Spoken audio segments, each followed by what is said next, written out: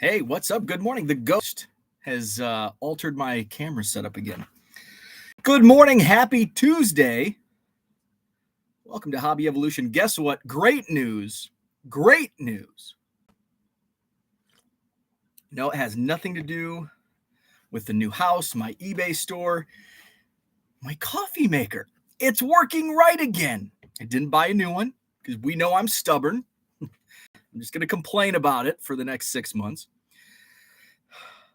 It was simple, and I'm pretty sure I knew why it was performing as terrible as it was. It just needed cleaned. So I ran some vinegar through the coffee maker yesterday, and then I ran some water so the coffee does not taste like vinegar. And instead of taking an hour and a half to brew half a pot, it brewed a half a pot in like 10 minutes. Like that's the performance I'm looking for. So I have a fresh, hot, good cup of coffee. But I have nothing to talk about today. We'll find something. Mental block Tuesday, choose your own adventure day, no topic Tuesday. That's what we're all about today. Good news, coffee maker works. Bad news, drywall did not start. I jinxed it yesterday morning. I said, "Oh yeah, we're on cue. We're on cue. Nothing's gonna get delayed." So I ran over there yesterday morning and talking to our contractor, and he was putting in the soundproofing insulation in the powder room just in case. Remember, there's no dumps in the powder room. However, just sometimes nature calls. You don't want to run across the house to use the poop bathroom. Oh, you can't dump in the powder room. You got to poop over there. So we're putting soundproof insulation in the powder room just in case there's some dumping. You don't want to hear that in the kitchen. So he was doing that, and I'm like, drywall starting today? It's like, oh, I can't get a hold of my drywall. I'm like, oh, no. We need walls. So hopefully that's just a slight hiccup, and drywall will begin here shortly. So I was hoping to get like some snaps and pics of some walls going up, but no dice. I did a lot of sorting yesterday. Sorted my Bowman draft. I started listing those. So my eBay store links in the description of the video. End up with, and it's funny because I don't even know how many exact cases I bought of the Bowman draft paper. I know it was in the vicinity of like 15 or 16 cases. Ended up being 11 4-row boxes. But there were, of the singles, 189 Jackson Holiday first Bowmans, who so far the player with the most that I pulled, because I didn't sort every single player. I just sorted about how many. I filled a sorting tray, plus I had like 8 stacks, 10 stacks. So I think there's how many spots are there? Because I have it alphabetized, but there's not room for every single letter in the alphabet. Say 20 spots. I bet there's 20. Yeah, 4 rows of 5, I think. So 20. So I probably pulled like 28 players. So far of the ones that I have sorted them all and I put them in team bags. Almost ran out. Good thing I ordered some team bags online live yesterday. Because I'm almost out. Kevin Parada, of the players that I pulled, there were 201 Kevin Parada first Bowmans. He's a New York Mets prospect. So some of those have gone up on eBay. The holidays, Ignacio Alvarez. I basically started in alphabetical order. So like A through H of the players that I sorted. So anyway, check that out. Mookie Chilson in the house. What's up? I told you those A's were lousy. I was getting nervous. I like the 8:40 start times. If it's got to be West Coast time, 8:40 I can handle because at least I'm still awake. I'm like definitely on the downward I'm like, that's like peak laziness, like right before bed laziness, because usually by 9 o'clock I turn into a pumpkin. So 8:40 I can handle. I was actually up pretty late last night, so that's why I slept in a little bit. I'm a few minutes behind this morning. So yeah, the A's and the Cubs. Oakland's terrible. The triple A's. They are bad. But it was what 1-1 for a couple innings, and then finally they broke loose, and I think it was 6-1 when I eventually fell asleep because I stopped watching. I went to bed, but then I was in a Cubs chat. A lot of games we like live chat during the game, and just bring up our shitty analysis. But it's like I'm so tired, and we're only 2 weeks in. I'm so tired of the fans clamoring for Matt Mervis and Christopher Morel. The Cubs, I shouldn't say we. I am not a member of the Cubs. The Cubs don't need them. Where do you put them? Remember, you can only start 9 players. And there's some guys on the. Somebody had brought up. I can't believe Luis Torrens is taking up a roster spot when Christopher Morel could be there. It's like Torrens doesn't even play. He's had 10 at-bats in like 17 games. So you're going to bring Christopher Morel up to sit on the pine for 2.5 weeks? So you got to have bench guys to be bench guy. You don't want a guy that needs – Morel is kind of a liability at third base defensively.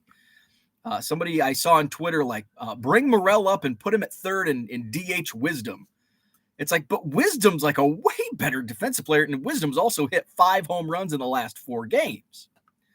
And it's like, Mancini sucks. It's like, we're 2 weeks into the season. The same group chat. We loved the Mancini signing. Everybody wanted Mancini. Oh, I hope we get Mancini. Blah, blah, blah, blah. It's 2 weeks into the season. Oh, we need to bench him and bring up Matt Mervis. No. By the way, there's also the business side of baseball. Matt Mervis is not on the 40-man roster.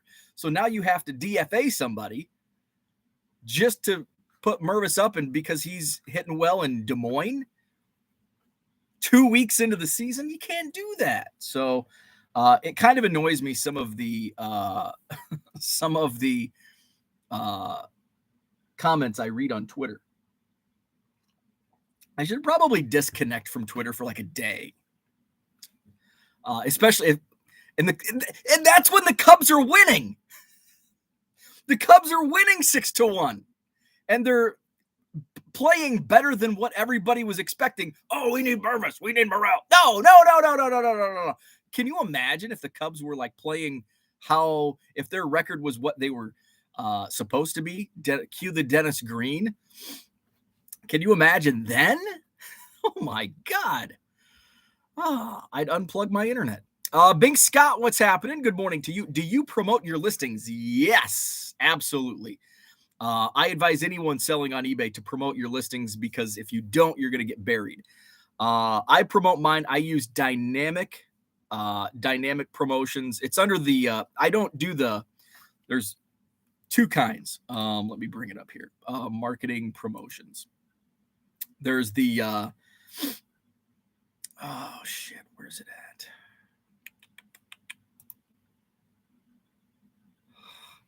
I can never find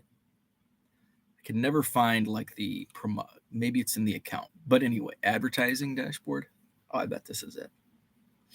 Yeah. So I use promotions listings standard, and I use the basically default dynamic pricing, and it's between like 5 and 10%. There's also advanced. I have not tried. If anybody has used promoted listings advanced, let me know. Drop it in the chat, or leave a comment later. Or let me know, shoot me a DM or something. I'd like to know. I've never tried it myself. We know I'm stubborn. It's not that I don't want to. It's just that I don't know anything about it. And it's So let's see, standard, blah, blah, blah. Standard's easy. Like it's push, play, walk away. eBay does all the work for me. Let's see. So right now there's actually a deal. I don't know if this is eBay wide, but it's on my screen. I get 50% off promoted listings advanced beta up to $100. So it's kind of like, well, maybe I should just try it out. So here's some FAQs on the advanced feature. Again, I don't use advanced. I use standard, and then dynamic 5 to 10% is where my promotion percentage is. It works well. Advanced campaigns will show in premium placements across eBay. How does promoted listings advanced work? That's what we want to know, right? Promoted listings advanced is a campaign type that lets you drive traffic to your listings with preferred access to premium placements using keyword and budget controls. Advanced campaigns are based on a cost per click model. So it's kind of like Google ads. You set your, or like I just ran my Madison Card Show Facebook ad last night. So I put my budget. Okay, I want to spend X amount. It's going to run over the next 13 days, 11 days, whatever the hell it is. And Facebook is going to put that out to, okay, well, you're spending X amount per day. This is how many people we promise it'll reach impression-wise. Advanced campaigns are based on a cost per click model where you choose how much you want to spend per day and how much you're willing to spend on a click on your ads. So let's see. So it's kind of like percent, like how much are you willing to pay to promote this item? How is promoted listings advanced different from standard? Okay, here's another good question that I'd like an answer to. And here, we'll give it to you. Both promoted listings campaign types help your item stand out among billions of listings across the eBay network and be seen by millions of active buyers when they are browsing and searching for what you are selling, increasing the likelihood of a sale. Promoted listing standard campaigns let you promote your listings across the eBay network and only pay when you sell. That is important. Advanced campaigns let you promote your listings with preferred access to premium placements and pay per click on your ad. Advanced campaigns give you the high visibility you want and the control you need with keyword targeting and budget control. So I think basically promoted list, from what I understand, and anybody that knows this more than I do can correct me if I'm wrong.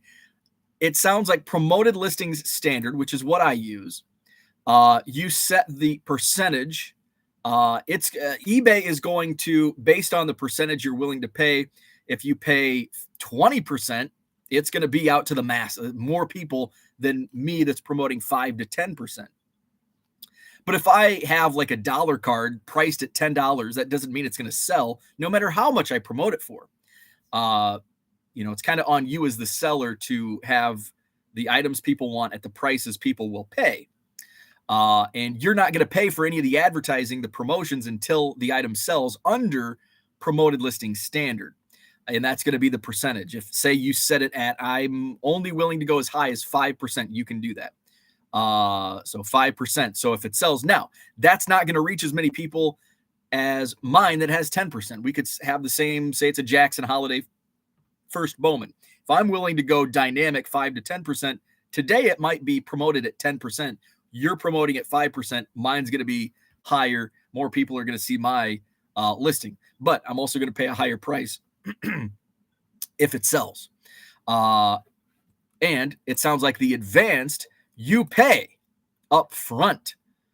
So you're willing to put out, say, $100. You're getting 50 free if you get the coupon on that. So whatever that comes out to be, like, hey, I'm willing to pay $100 to promote these items or this item. That's how I interpret that. So bottom line, yes, I promote my listings.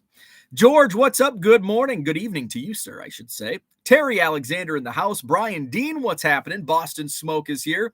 We are only a couple of weeks away from Bowman, 2023 Bowman. I am excited about 2023 Bowman. I've got 10 blaster boxes on the way from Topps. I ordered on the Topps website. Are they still available on the Topps website? I'm not sure. I'd buy more.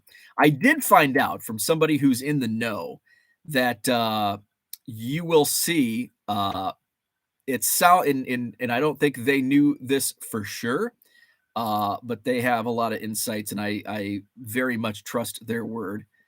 Where I don't even see it on the site anymore. Maybe it's not even up there. Anyway, it sounds like this new model, how Topps released 2023 Bowman, they sold it on the Topps website, jumbo boxes, hobby boxes, blasters. You didn't see it on pre-sale on any other website for what, 3 weeks before it hit the big retailers, Blowout, Dave and Adams, Steel City. And you may have noticed the price is a lot more, or not a lot, but more than what it was on Topps. And that sounds like that's going to be the new model where Topps will release X amount of products at a lower price point, more so than in the past. And they've done this before. Usually it's been in reverse, where say 2023 Bowman, the pre-sale hits Blowout, Dave and Adams months in advance. And then on release day, Topps sells it. And then 2 weeks later, if you're lucky, you get the stuff. It sounds like it's kind of going to be in reverse, where Topps puts the pre-sale out months in advance. The other people don't have that pre-sale information. And then it won't go live on the pre-sale on other sites for, a month later after Topps. And then you get a lower price ordering through Topps, and you'll get it faster. Hopefully, stop using FedEx Topps. So that's kind of what that's how I interpret how Fanatics is going to release the Topps products from now on. So we shall see.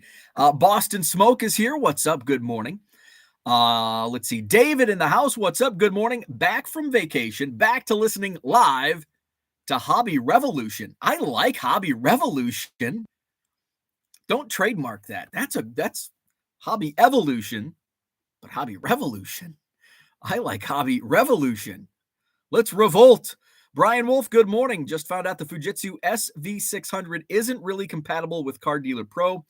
Glad they did a video at National using it. Now to spend another $300 to scan slabs. Whoa. The SV6, I think I have the SV600, and I've used it with Card Dealer Pro. Let's see. I just want to make sure I'm SV600. Yeah, that's the scan snap, the overhead. I've used that with Card Dealer Pro. I don't know. How is it not compatible with Card Dealer Pro? I've used it with Card Dealer Pro.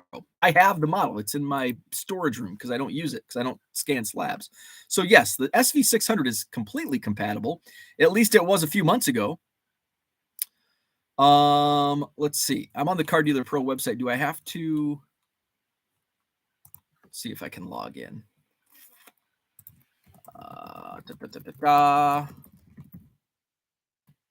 If I can get the right password in.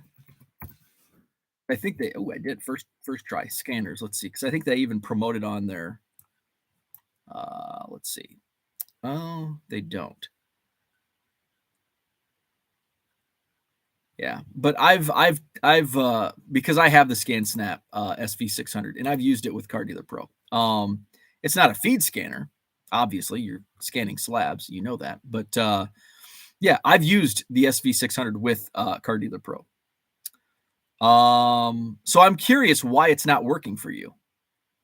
Dan, what's up? Good evening to you. We've got Harlan in the house. Paul Carl is here. Donald is here. Herman, what's up? Good morning. Go Cubs. The Bats were on fire. Yes, Victor, they were. Patrick Wisdom. P. Wizzy, 2 more home runs. Hayden Wesneski, glad I streamed him. Nice W for my fantasy baseball team. Jenny, good morning.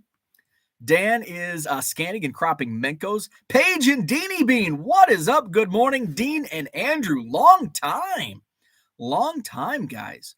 Welcome back. Where are we at? Happy Tuesday. Let's see. Paul says, what, if anything, do you put in your coffee? I do creamer. Just a splash, just enough to give it a little bit of flavor. And I rotate between each. I think I go through like a thing every month or so. I think I've got hazelnut this month. Flavor of the month, hazelnut. I went like several months getting like cute with my creamer, and guess what that gets you? Crappy coffee. I tried the pumpkin spice. I fell into that trap. Ugh. And then I got some crappy Christmassy flavor. Ugh. You just got to stick to French vanilla, Irish cream, hazelnut. That's about it. Those 3 flavors. That's all I need personally. I don't need to get fancy with pumpkin or peppermint. Actually, it wasn't. I don't do peppermint. I don't know what it was. It was some Christmas mocha chocolate crap. I don't know. 1, 2, 3, ABC. What's up? Let's talk about your favorite cards. My favorite cards. Oh man, that's a loaded question. But which is usually what I pivot because when I talk baseball cards with somebody that's not in the hobby, and I've talked about this before. Why do they say, what's your most expensive card? It's like, that's like the first question I get. Oh, you're into baseball cards? What's the most expensive one you have? It's worth more than your house. And then I say, well, it's this one. How much did you pay for your house? That's a nice car. What'd you pay for that? Like, why do people ask what's your most expensive baseball card? I don't go into somebody's house and say, that's a nice piece of art. How much did you pay for it? Oh, you collect art? What's your most expensive piece? No, we don't do that. Why do people think they can do that about baseball cards? Anyway, soapbox. So when people ask that, I'm like, well, my oldest card or my favorite card, I usually say oldest. And then because I'm trying to deflect, because I don't want to tell them I spent X amount. My wife might hear, you spent how much? So I like to deflect and say, well, my oldest card, I have a couple 1887 Old Judge. They were issued in oh, how much are those worth? Like, no. The point of me answering, deflecting the answer was I didn't have to tell you how much I bought it for. So my favorite cards. Oh, loaded question. I have so many. I had a gift last April, a gift of a first Bowman Chrome Auto Javi Baez. So that's among my favorites. My oldest cards are among my favorites. I have I can't even remember. I bought an Old Judge, and I don't even remember the player. It's a Cub, obviously. Well, they were called the White Stockings in the 1800s. Duke Farrell was the first one I bought. The second one, I can't remember who the player was. One of my favorites would have been the Three Fingers Brown first tobacco card released. However, it's sitting on a FedEx truck somewhere, and nobody can find it. That would have been one of my favorites. I have so many. What else? My 1990 score, and this is probably the answer nobody expects. One of my favorites is a 1990 score Earl Cunningham autograph in blue Sharpie, because that was the very first like in-person autograph I received at a card show at the Knights of Columbus Hall in Kiwani, Illinois. Earl Cunningham had been the first round pick the year before for the Cubs. He was playing with the Peoria Chiefs. And he was there. I think I paid I think it was $1 for an autograph, or maybe $2. I can't remember. Got it signed in blue Sharpie. I was so proud. My first auto, I was 8 years old. My parents even remember those gigantic 80s fake wood. It was like that put together pressed wood entertainment centers that fit your gigantic 27-inch TVs, the tubes. And so you put your like trophy. My dad's car show trophies were on top. My Pinewood Derby car. And Earl Cunningham. Thanks, Mom, for let the boys put all their crap on top of the entertainment center. And then it got too much humidity. We didn't have air conditioning in our house. So if I had, it's a good thing I didn't have like an expensive baseball card collection growing up, because I grew up in the 80s and 90s. But we didn't have central air. We had like window air conditioner units, and my dad like refused to turn them on. So it was like hot, sticky, humid in my house, which is a breeding ground for ruining your baseball cards. And it ruined my Earl Cunningham. And I looked for like 10 to 15 years trying to find a 1990 score autographed Earl Cunningham. He doesn't sign. Like somebody in a TTM group like 6 years ago had a success, and they're like, and I'm like, oh my God, I've sent to him like 50 times because I even send a blue Sharpie because I need a 90 score blue Sharpie. And so he sent me a PM from this group, and he's like, hey man, don't share this address. And so I sent it, and I sent him this long. In fact, two of his teammates, once I started the 1 Million Cubs project, I had posted an article that I wrote about Earl Cunningham and like my first autograph. And two of his teammates, probably looking on Facebook for Earl Cunningham, saw my article, and they're like, hey, if you ever find him, here's my number. I played with him on 1988 or 1989 Withaville in the Appy League. And so I wrote Earl like a page letter, like, hey, I explained my how I've been trying to reach out to him. My first autograph was him at a Knights of Columbus in Kiwani. By the way, two of your teammates are trying to find you. Here's their phone numbers. Call them. I wonder if he ever got my letter, B, called his teammates. So two of his teammates reached out through my article that I wrote about Earl Cunningham. Like, hey, if you ever track him down, give him my number. We played together in Peoria or Withaville or Winston-Salem, wherever it was that they were teammates. So that's one of my favorites. So you're probably wondering, well, how did you finally get the 1990 score blue Sharpie Earl Cunningham? Somebody reached out to me on Twitter a few years ago, and they're like, hey, weren't you looking for this card? And a lot of times people say, hey, weren't you looking for an Earl Cunningham autograph? And it's like a 1990 Topps, or it's a 90 score, but it's signed in black Sharpie or ink. I need a 90 score in blue Sharpie because that's what I had. And boom, it was the 90 score signed in blue Sharpie. The guy had, I think, 3 copies. I bought 2. And I think I paid $10 each. Somebody's like, oh my God, I can't believe I sold Earl Cunningham autographs for $10. Everything sells, right? Everything sells. So that's one of my favorites just because of the story behind it. Let's see. Herman says 2-0 in fantasy baseball with a strong start against this week's competition. Nice. I am 2-0 in our league, all alone. In fact, a friend of mine is the commissioner. We were at Western. We worked together at Western. And so somebody had posted like, Bo, you're all alone at the top, 2-0, because there's like 3 teams, 1-0-1. There's freaking ties. Hate that. So Jay texted me and he goes, are you trying to hoard all the shortstops? Which was by accident. So here's my shortstop fantasy baseball story coming up. Tune out factor. Let's see the live viewers drop as I talk about my fantasy team. So Francisco Lindor, which my team is named after because it's a keeper league. My team is the Lindor Chocolates. Lindor is my shortstop, obviously.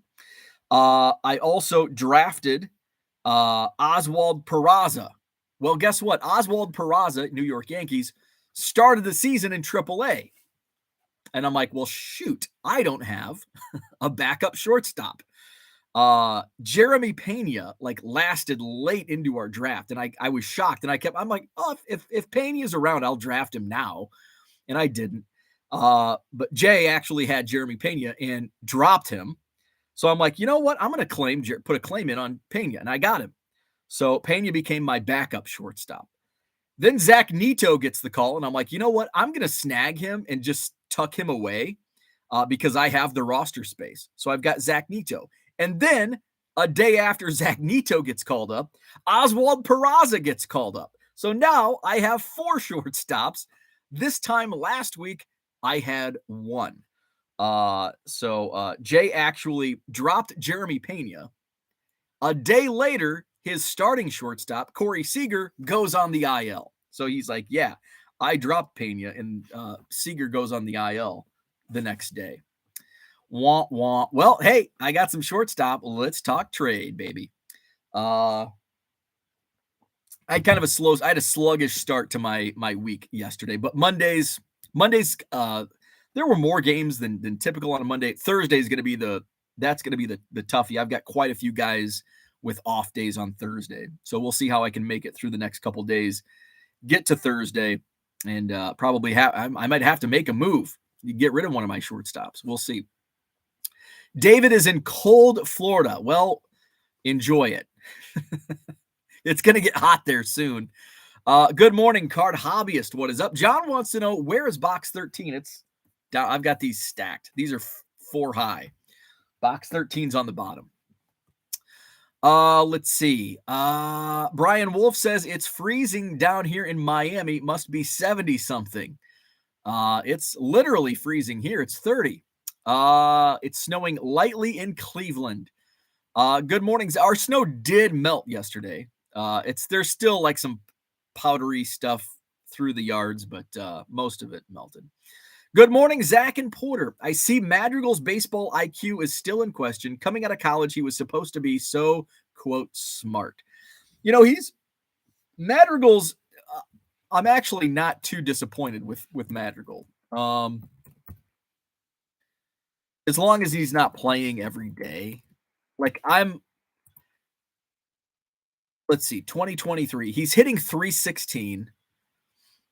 He's stolen 2 bases. He had one great steal that led to the game-winning run last week.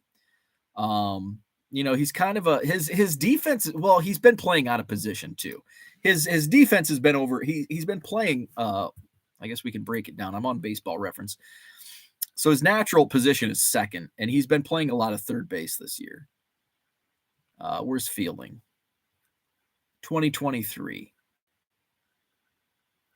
Let's see. So he's played 4 games at third base and 2 games at second base, and then he's DH'd once. So, 4 out of the 7 games he's played out of position.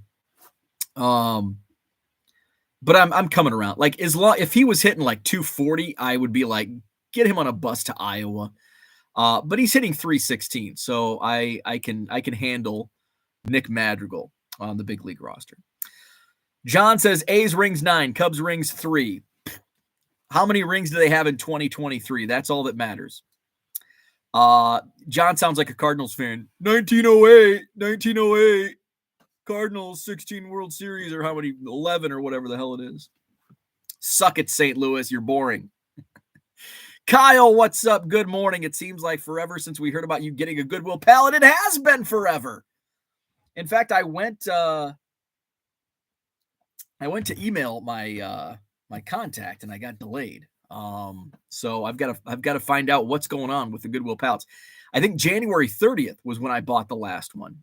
So it was atypical. I went like 2 months between pallets, and then I got one in January, and then 2 weeks later I get another one. And now it's been let's see, February, March. It's been going on 3 months. So yeah, I've got to find out what's going on with the Goodwill pallets. John says Twitter triggered, partly cloudy, chance of snowflakes. Zach says more annoying to Bo, Cubs Twitter or unsolicited advice on printing labels. I'll hang up and listen. You're not gonna get me down. You're not gonna get me on that soapbox again. John says I could use a powder room right now. I'm about 4 blocks from my hotel and things are heating up in my undercarriage. Let's see. Hopefully they have soundproof walls in your hotel bathroom. Cooter, good morning. Hope I didn't miss any discussion on bulk shipping. Zach says, John, at your age, you should just be happy you are so regular. That's good advice. Yeah, that's good. That's a good point. Johnny Boy Cards, what's happening? Good morning. Good morning, Red Light 34 in the house. Kyle says advanced campaign sounds like Google AdWords. Yes, exactly. I got that same 50% beta offer. Might try it out. Paige and Deanie Bean. I definitely just realized I missed Bo in the chat. Absolute nonsense. I love it. Thank you. Welcome back. Johnny Boy says, FYI, Mercari is doing standard envelope for sports cards. Same prices as eBay. That's cool. There you go. Mercari jumping on the standard envelope. So another option. Flipping Sports Guy says, how do you set your dynamic to run between 5 and 10%? Only options I see is ad cap. So my cap is 10%. And the adjust dynamic rate, which is how much you're willing to go above or below. So yeah, 10%. It's dynamic. So it'll range between like 5 and 10%. I think it actually goes as low as 3.5%. Most of mine hit 5%. Most of them hit that max. Surprise, surprise. So that's what dynamic is. Dynamic is essentially between 5 and 10%. Let's see. So it's not actually 5 to 10%. It's not a setting. It's just that's dynamic. You set your max and then expect the bottom to be 5%. Sometimes it's as low as 3.5%. I've never seen it lower than 3.5%. And I don't often see 3.5%. I typically see it's usually like 6% or 10%. Let's see. Uncle Rich in the house. What is up? Paige and Dee Bean says, Zach, I set your Randa to the side. Dan in the house. I crossed 40,000 listings last night in the eBay store. Pretty excited about that. I credit this to Bo's inspiration and this morning community. Awesome. Congrats. Where are we at? Let's see. There we are. Flipping Sports Guy says, awesome. I just crossed 10K this weekend. Dan says, awesome back. Sorry, I don't know how to highlight in the chat. Mark Marinello is here. What's up? Good morning. Just about done putting my 76s into sheets. Mike in the house. What is happening? Let's see. Steve Ains Comedy. Good morning. Sorry I'm late to the show. Hey, I was tardy. I was 5 minutes tardy. It's okay. Good morning. Hall of Fame card collector. Just ate breakfast. Got to the library. Graduate in 3 weeks. Congrats. That is awesome. Brian says, I did a one-on-one Zoom with Alex yesterday, and he let me know I'm using it, but it doesn't work with PaperStream capture, so their software doesn't recognize it. Have to load in pics, then change names of scans. Really? I did something change? My scan snap's in a box, so I used it twice, but it worked fine. Interesting. I don't know why, unless I'm using the different software. It's PaperStream and what's the other? Clickstream and PaperStream. I was still using my 7030 feed scanner, so I might have been using the older version. That's weird because I used the Scan Snap. Brian says because I was using Chrome, the 7030 doesn't do well with Chrome. The 8170, I figured out it even without taking the rollers out, it'll scan. It's a little slower, but I'm okay with that. But I was scanning like Prism and the shiny stuff with the Scan Snap, just testing it out for a couple days. Brian says for the people that are in the 10,000 or more listings, Brian, go back and ask somebody about if it works with the other software. There's two of them. There's PaperStream and I think it's Clickstream. Unless they changed something in the last, it's been more than 6 months since I ran it. Brian M, for the people that are in the 10,000 or more listings, if you didn't list another card, what percentage do you think would sell in a year? That's actually a really good question that I've thought about because I've listed a ton of cards. I haven't listed a ton the last few days, but last week I was on a roll. Let's see where we at. And I track my sell-through rate. Oh, went too far. Okay, so April.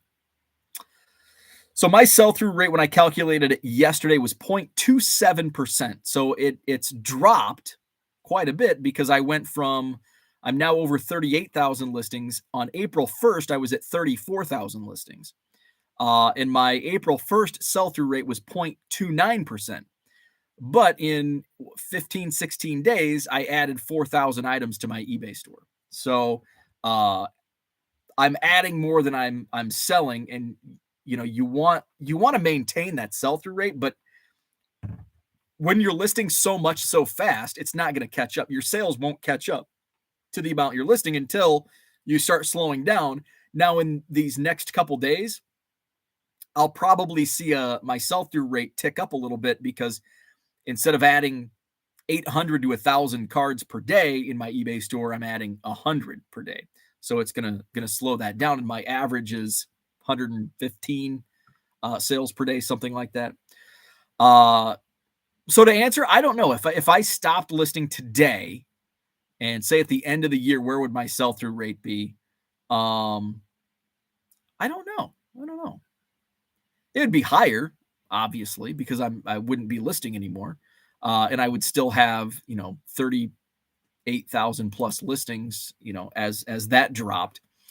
But that's something I think of. It's like, I wonder if what my sell-through rate can go up to. And then, it's like, sales are starting to dwindle. Boom, add more. Uncle Rich, if you're going to have that foo-foo creamer, I love the foo-foo creamer, then make sure you are watching those Hallmark movies. Absolutely. I love my foo-foo creamer. I love my Hallmark Christmas movies. Then you will enjoy those real flavors. Hell yeah. Steve Ains Comedy likes the Baileys and the Sambuca in my coffee. Jenny says, my go-to for the how much are those worth is more than I paid for it. Hopefully, you're right. Bing Scott, I went to a ton of those Kiwani shows. Yeah, the old Knights of Columbus. Loved them. Back in the day when Kiwani had like 4 card shops, what was in Kiwani? Star Cards. There was, or what was Star Cards in Kiwani, or was that Geneseo? I think Star Cards was in Kiwani. There were 2 main ones, Star Cards, and then there was one. Oh man, what was the other one? I can't remember what the other one was. I'm bound and determined to find out what those cards are. Hearts Cards in Geneseo was my like go-to card shop. Star Cards in Kiwani, but I don't even remember where those were located. I wonder if I type in baseball card shop, and let's see what comes up. No results. Let's type in card shop.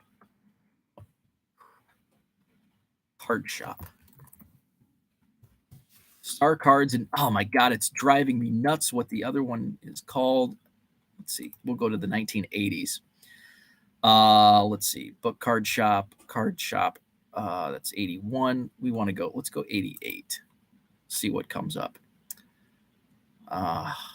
Crap. Okay.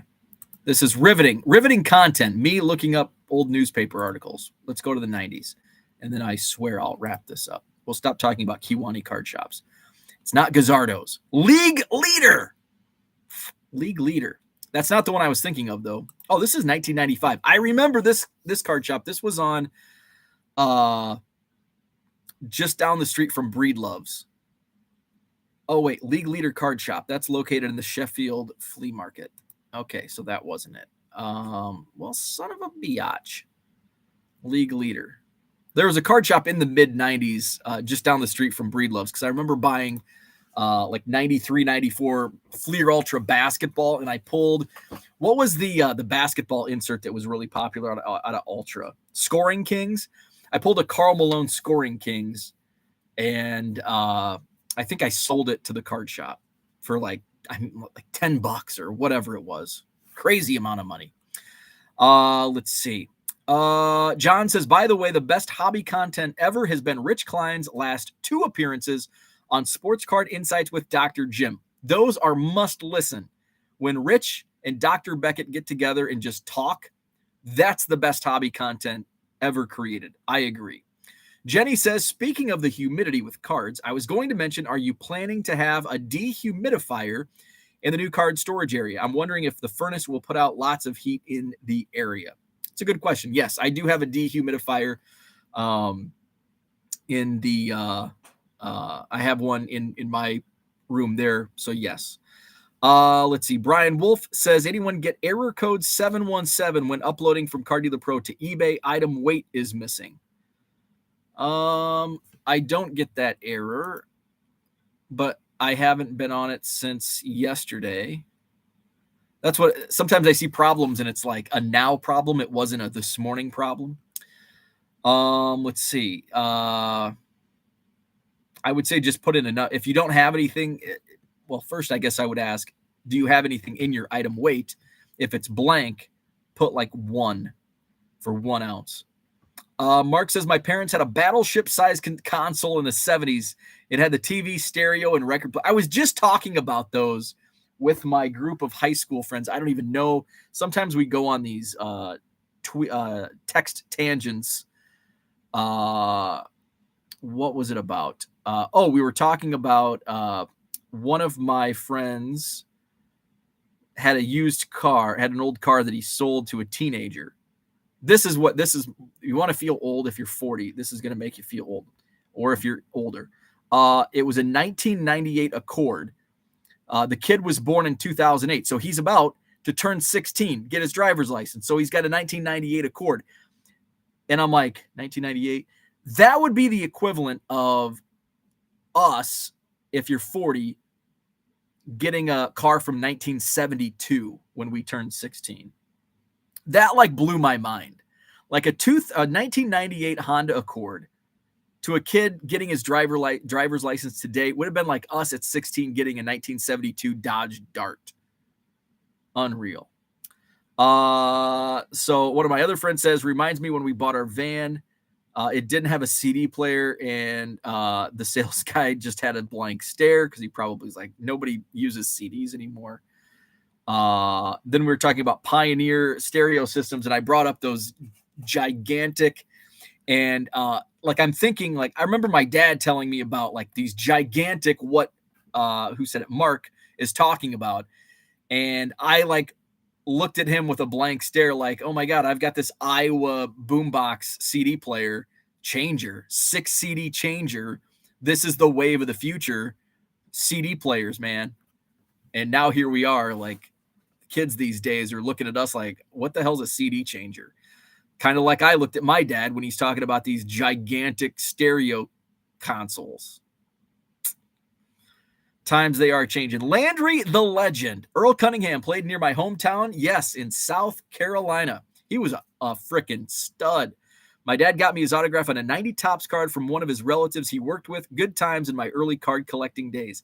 I even went as far as, if you Google Earl Cunningham, he's a painter these days, and he's on his company website. I sent a request to his place of employment. My friends from high school, their ears must be burning. Just got a text. What's this one say? Oh, I don't know what that was. Earl Cunningham, painter. Oh, Earl Cunningham's also a painter, by the way. Not the Earl Cunningham, but a painter in the early 20th century. So shit, that's not going to be. But yeah, he's at, I guess, a few years ago. Now that I have his 1990 score autographed in blue Sharpie, I'm not sending out TTM requests anymore. But yeah, I sent one to his office, his workplace. Terry says, when I was a kid, only rich people had central air.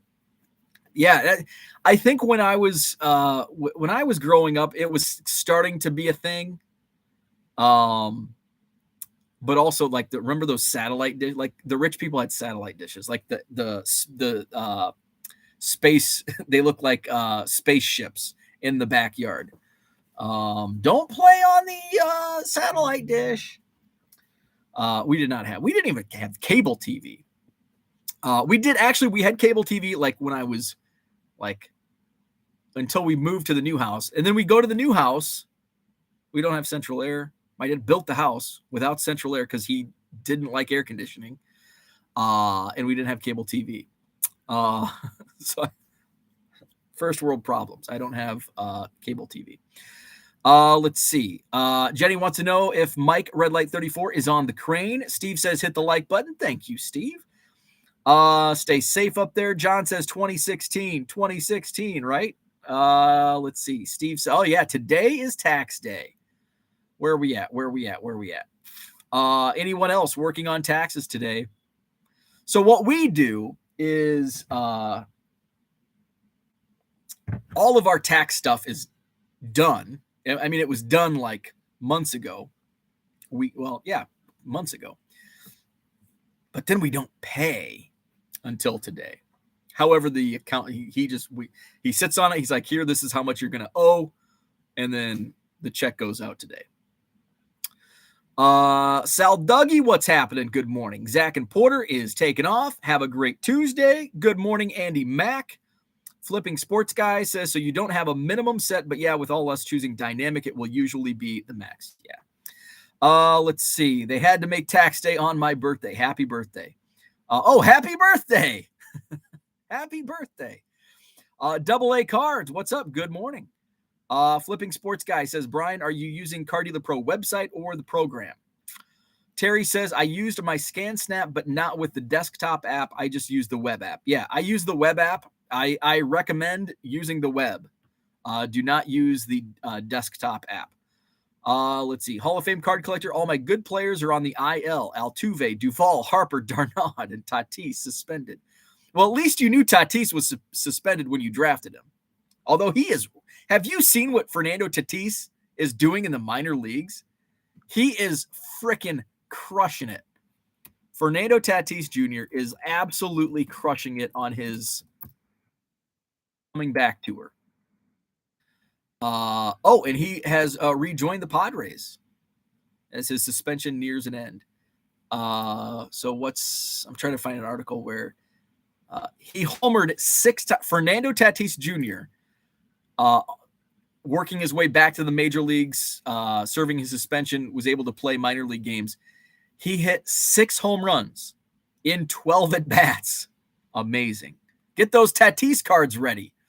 Let's see. Does anyone want to do trades with Hall of Fame card collector? Steve says, anyone have any experience selling on Amazon FBA?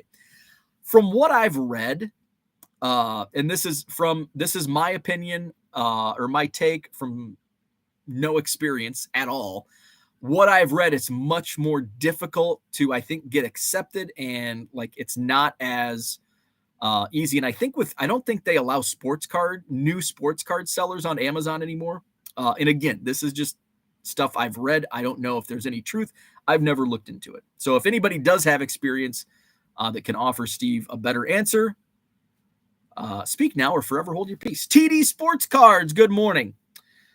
Flipping Sports Guy says, I have before Steve, but never for cards. Donald Davis, most card shops back in the day would give you half of the top price or bottom price in the Beckett. Yeah.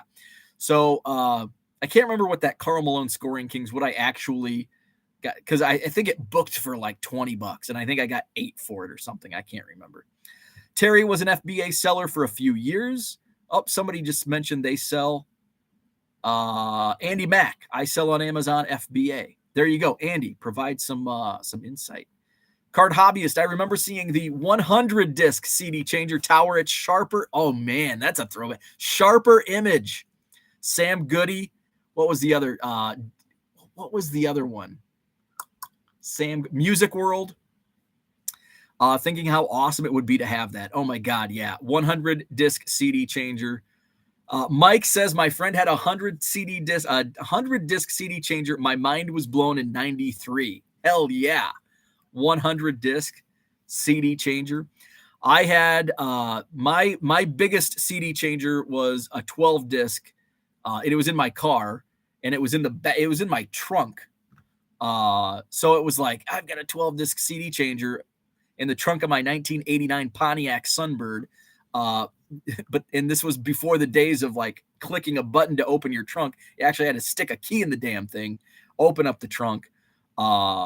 And if it was raining, you can't change your CDs in a rainstorm because you got to open your trunk if you're not in the garage, which my Pontiac Sunbird did not have did not get to park in a garage. Let's see. Steve wants to know, do you sell cards on Amazon or something else? Michael Renicky in the house. John says, I filed an extension. Andy Mack says, Steve, mostly other stuff. I can list a few card-related things, but it is next to impossible to get approval for those categories. Justin Sports Card, what is up? Steve says, I agree with the approval with categories. Paul says, Amazon FBA is good if you have the stomach for it. I quit doing it because tons of Lego sets were getting returned to me with the minifig stolen, and lots of people are doing now race to the bottom. Oh, that sucks. Brian says, I was using the website, just opened desktop app, and there aren't any batches there. Guess they do not sync. Going to try to load a batch through here now. Yeah, I'm at a loss at two things regarding that. I'm at a loss that it's not working, first of all, and I'm at a loss that they told you it's not synced up. I just I would try to help, but I don't want to I don't want to get the old scan snap out of the box. It's in storage in a box. I don't want to plug it in. Let's see. Sal Dougie says Tatis cards will be like Braun cards, always worth less than their peers that kept it clean or didn't get caught. I wonder if that's going to be the case. I don't think so. I don't think that's going to be the case. Because there was so like Braun had hype, but Braun didn't have Tatis level hype. And Braun played in Milwaukee.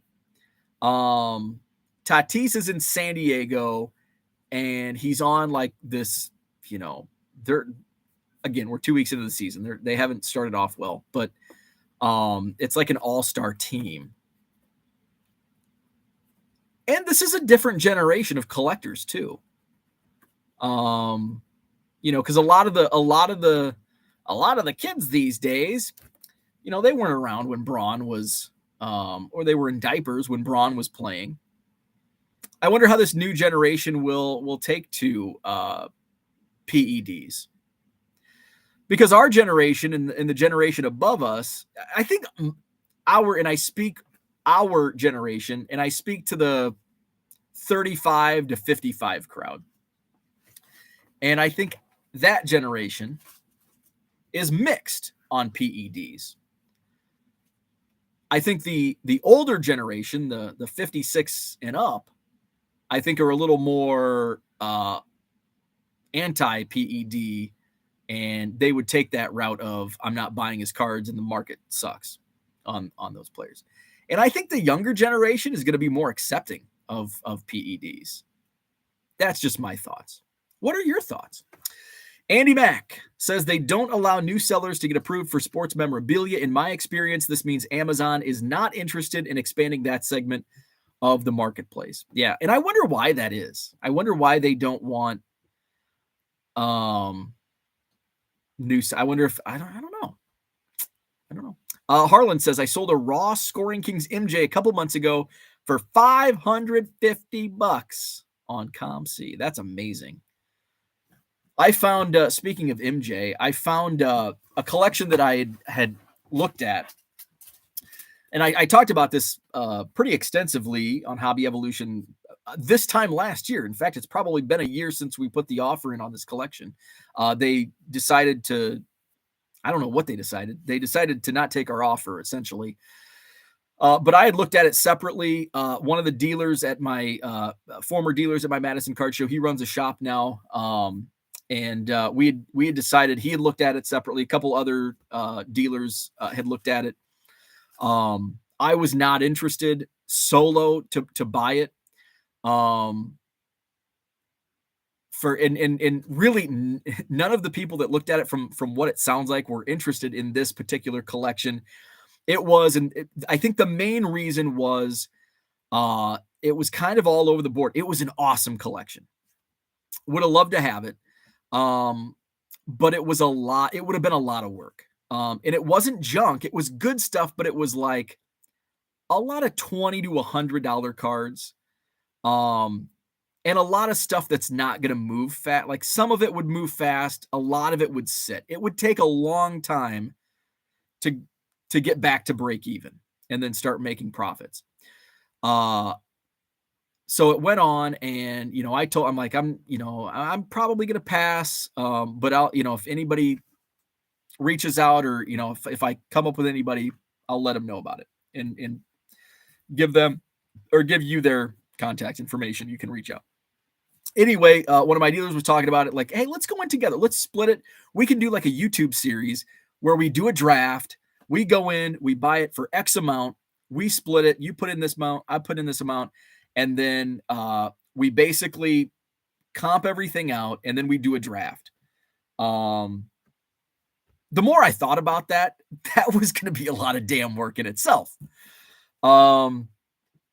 And so we went together and looked through it. I took a legal pad and I wrote down all of the cards, like the top tier cards, comped them out at the time. Again, this was a year ago. And just to make sure, because I had a number in mind. The other guy he agreed. He's like, yeah, I think that's fair for everyone. So we went through, a second time just to make sure, okay, is it going to work at our price point? So we went through. I found that the reason I talk about this is I was looking for a notepad yesterday, had a Zoom call, which I'll touch on here in a second. And I was looking through it and it's like, I'm glad we didn't buy it because I think a lot of the comps are, it would have taken us even longer because the market started going south around this time. And so we had put the offer in, and we had known from even like they showed their hand a little bit, like, yeah, this guy said this, and we were all kind of like in the same ballpark as far as price and what we would pay for it. So I thought they would take our offer, but here's what it was. It was a father who'd passed away, and it was a few siblings. And from what they told us, and I believe them, is that I think basically the other siblings thought they could get more out of it. And you could, but you're going to put a lot of work into it. Like, yeah, you can absolutely get more out of it, but you're going to have to do the work and sell it yourself. And I don't think the siblings understood the work that was going to go into it to realize the max potential return on this collection. So kind of got ghosted.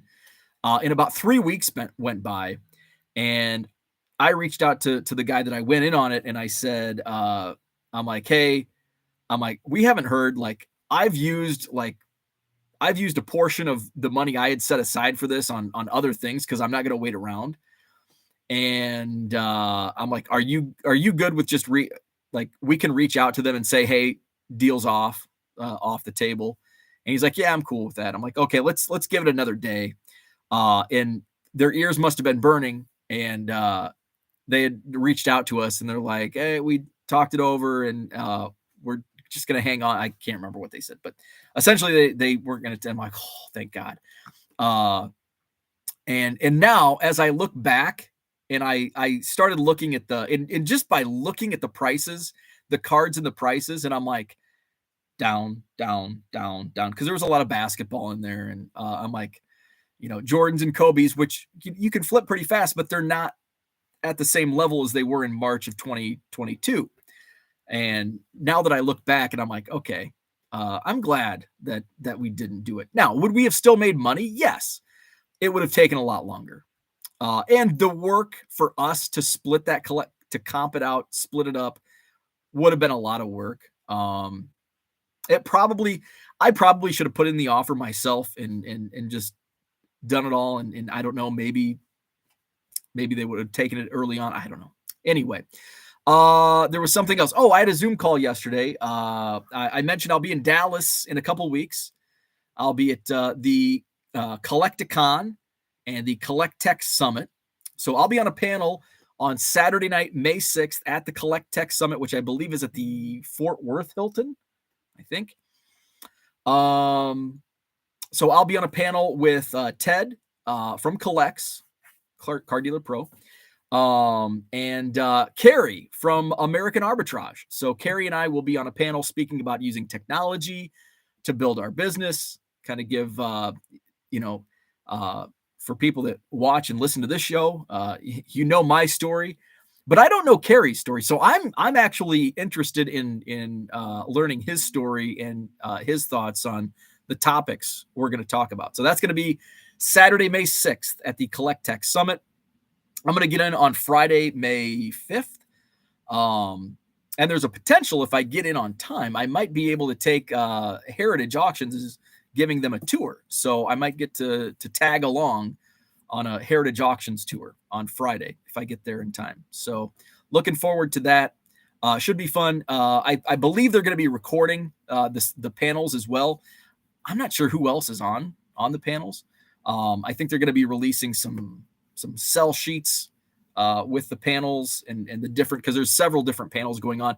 This is kind of like it's attached to the Collecticon, and this Collectech Summit starts after Collecticon, and it's kind of the trade night after party. So there's going to be the panels.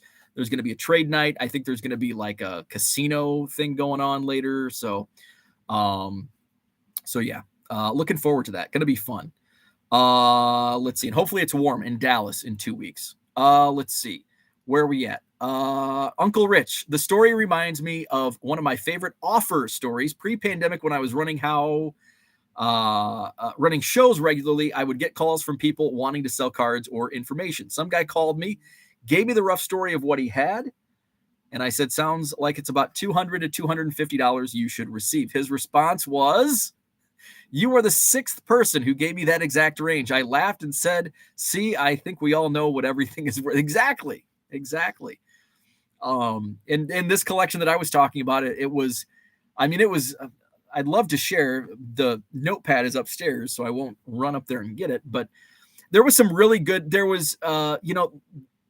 basically it was probably $20K worth of stuff, but it was $20K worth of like $20 stuff.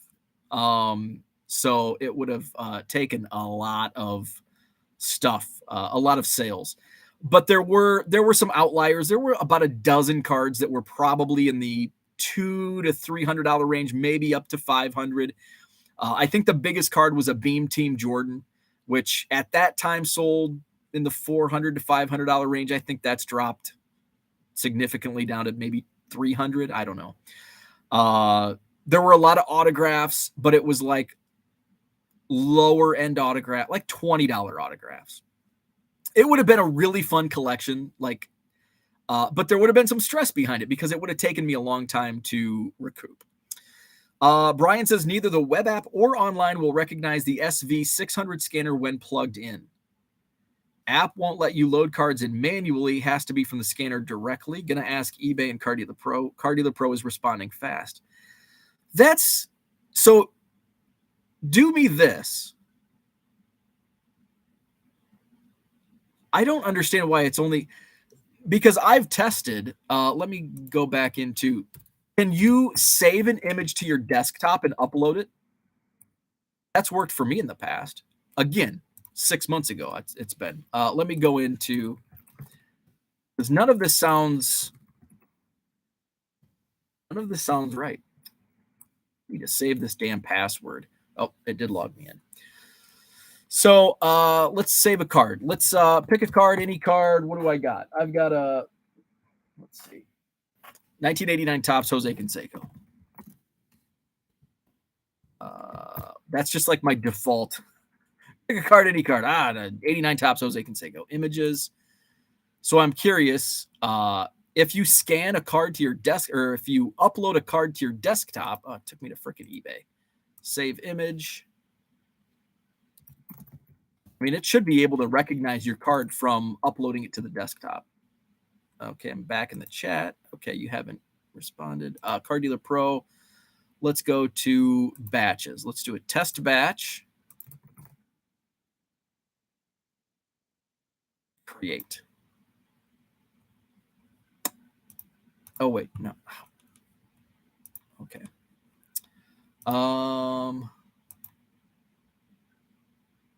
Dashboard, batch,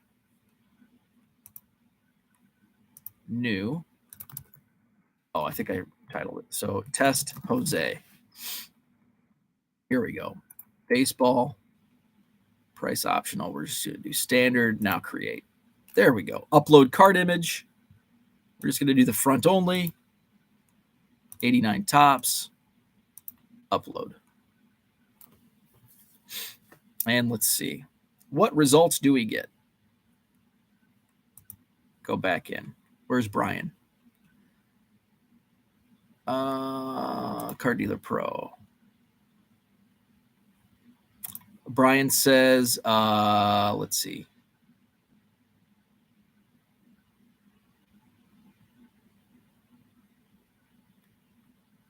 What do you say when people ask for trade? Okay, I'm going to skip that. We'll go back to that, but I'm going to go back to your most recent comment.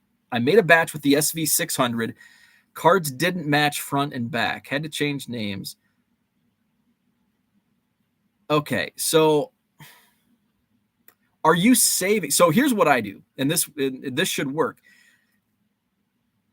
Are you saving your images to the desktop and uploading? That's what I do. I think that's what most people are doing, I would assume. So my test Jose,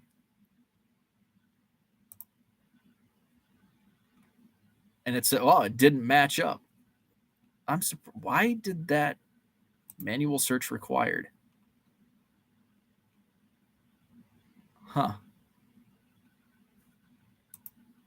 I can't believe it wouldn't recognize a Jose Canseco, 89 tops.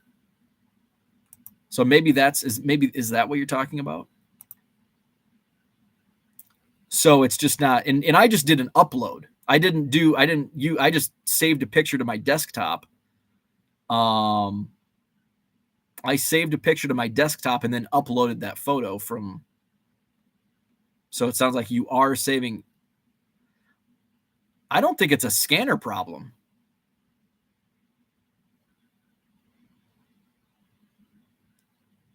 They said too many scanners out there, so they are only working with scanners on their site.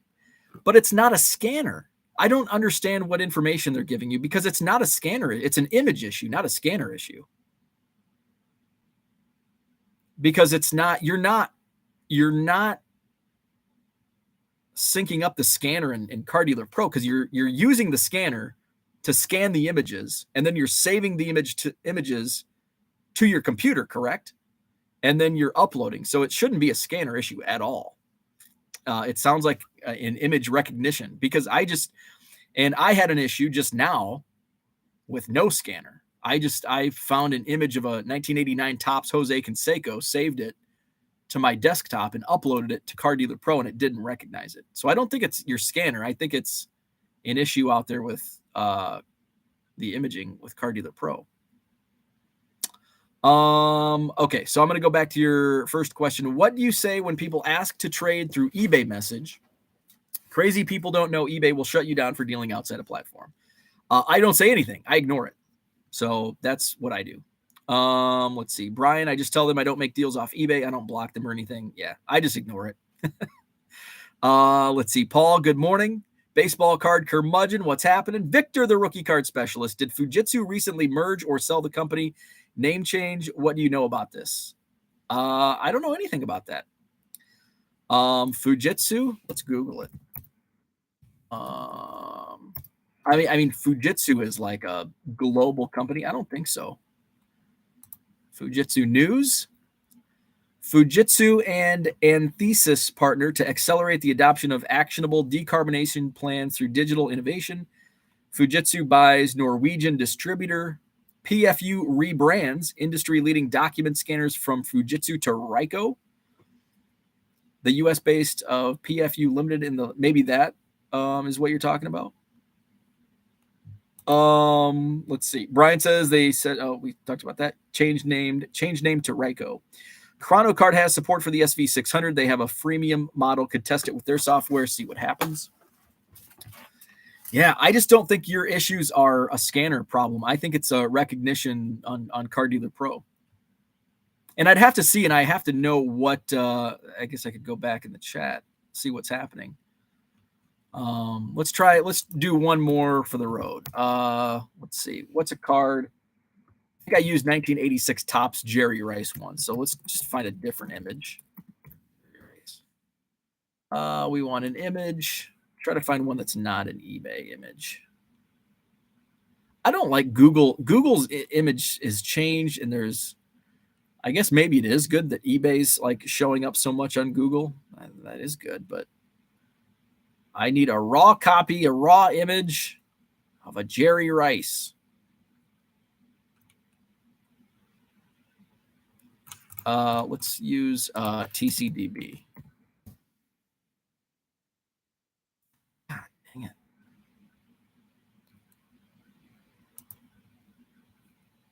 Okay, let's save this. Save image as. Desktop Race Rookie. Oh, what the hell file is this? That may not be. I wonder if it's the file extension. What was my Jose? Yeah, that Race Rookie's not. It's not a JPEG or a PNG or whatever the hell it is. Okay, I'm gonna stop doing this. I can't find a damn image.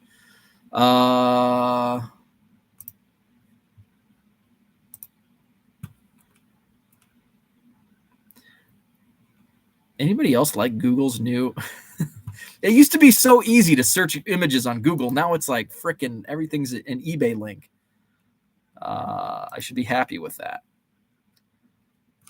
You know what? You know what? Actually, Paul mentioned them. Chronazio images always came up. Chronazio. Still nothing. Wow.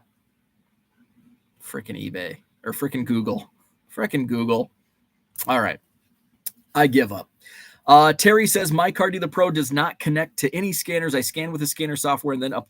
That's exactly what I do. Like, it's not a scanner. It's not a scanner issue. My scanners are not connected to Card Dealer Pro whatsoever. It's in just an image.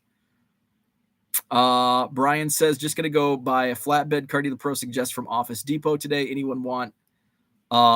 Dude, I don't buy anything because I don't think you're having a scanner issue. I don't think it's a scanner issue. So let's see. Brian says, so do you all use desktop app or the web-based? I work out of the website. So here's the process I use. I have my stack of cards. I scan them in my feed scanner. And they scan, because you can use any scanner with Card Dealer Pro. It's not a scanner. It's because they're not synced up. Scan them in, and then because you're using the Fujitsu software, and then you're uploading them to your computer, to your desktop is where I actually have a folder. They go straight into an eBay folder. And then I go into the website, carddealerpro.com, and I create a batch, and I set all my, settings. Most of them are default. And then I go to upload, and I do front and back image, and then I just copy and paste. I just, copy all of the images that I want to upload, hit boom, and it uploads them. So I'm curious, Brian, what's happening? Is it not recognizing your cards, or is it just not working at all? And I guess if that's the answer, how is it not work? Like, what is there an error message? What's going on? Terry only uses the web app. I also only use the web app. I'm having software issues with my Fujitsu and my Mac PC. Getting double images. Card Dealer Pro is looking into this for me. Wish me luck. That's weird. There must be something going on with within Card Dealer Pro, and it's not a scanner. It can't be a scanner issue. I'm able to make a batch, but it takes way longer, and Book Scanner is just weird.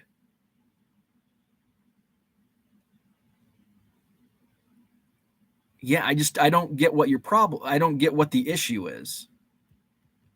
If it takes way longer, is it working? First off. Okay, Victor. Thank you. Let's see. I'm sorry. Fujitsu is looking into it. Okay. That makes more sense. I'm like, Card Dealer Pro, they shouldn't have anything to do with the Fujitsu. No, this is interesting, Brian, because I don't think I don't think it's a scanner. And if somebody from Card Dealer Pro is telling you it's a scanner issue, that's making me scratch my head. It shouldn't be a scanner issue because it's not, they're not linked up. I mean, you can use any scanner you want. You can use a 10-year-old Sony. Does Sony make? Sony probably doesn't make scanners, but because the scanner itself is just scanning the image, and then you're saving the image. It's just a JPEG. Like you're just uploading a JPEG from your desktop. You can, and it didn't work for me just now, but it worked for me in the past where I have like my first scan was a 1986 Topps Jerry Rice. I just used a Google image and uploaded it. Just now, I tried doing that with a 1989 Topps Jose Canseco, and it didn't. It is under manual. Like I have to manually review it. It didn't recognize that card. So that's why I'm thinking it's a Card Dealer Pro issue on the back end. And it's certainly not a scanner issue. Alex says, I'm getting double feeds with the Fujitsu 8170. Is that normal? How can I avoid that? What's a double feed? What are you getting with a double feed? And is that what Victor is having issues with? Victor says he's getting double images. Is that what you're getting, Alex? And when did that start? Did I scan? I don't know if I scanned anything yesterday. Because sometimes people are like, have you worked with Card Dealer Pro? And I'm like, yeah, I did some this morning. Oh, this problem just started at noon. And it's like, oh, well, I haven't done anything. 2 cards going through together. Oh, so that's not a software issue. That's just a scanner issue. I have not had that. What cards are you trying to scan? If they're thicker cards, if it's like Chrome, sometimes, or are you putting too many in the hopper? Sometimes when you put 2 cards, or sometimes when 2 cards go through at a time, you have too many in that hopper. So put less cards in, but if you're only putting like 5 or 10, I guess, depending on which model scanner you have. Let's see. Terry says, as long as you scan with a scan snap and each picture is sequentially numbered, Card Dealer Pro will recognize fronts and backs as every other card. Yeah. Let's see. Uncle Rich, Bo proving why he is suited for a technology panel. Victor says, I dropped my Card Dealer Pro sub until I get my Fujitsu issue resolved.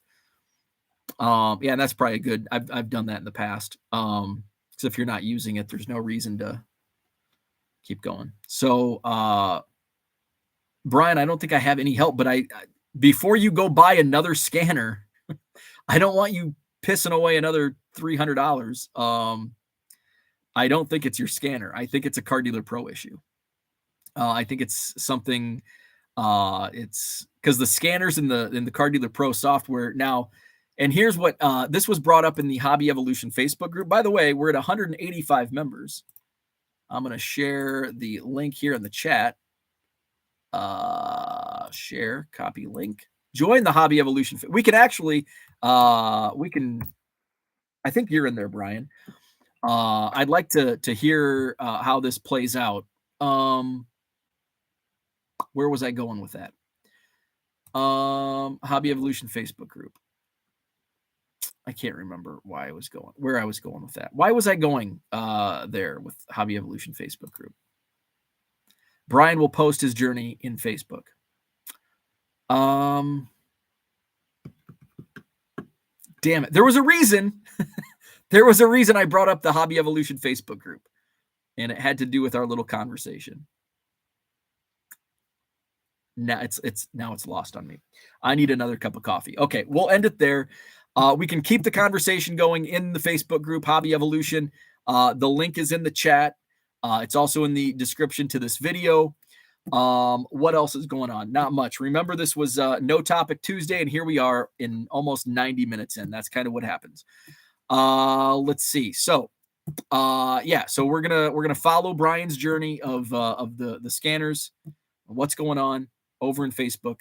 Check it out. Join the group. What did I say? 185 members. Holy cow. Hit the like button if you haven't already. Subscribe to the chat. What's this mean? Oh, we got some new member requests. Oh, okay. Drew, we're getting you in. Drew, you are in. Barry, you are in. Joshua, you are in. 188 members in the Hobby Evolution Facebook group. And we're going to follow Brian's journey of getting his scanner or Card Dealer Pro issues figured out. So with that, like, subscribe. We'll be back at it tomorrow morning, 7 a.m. Central.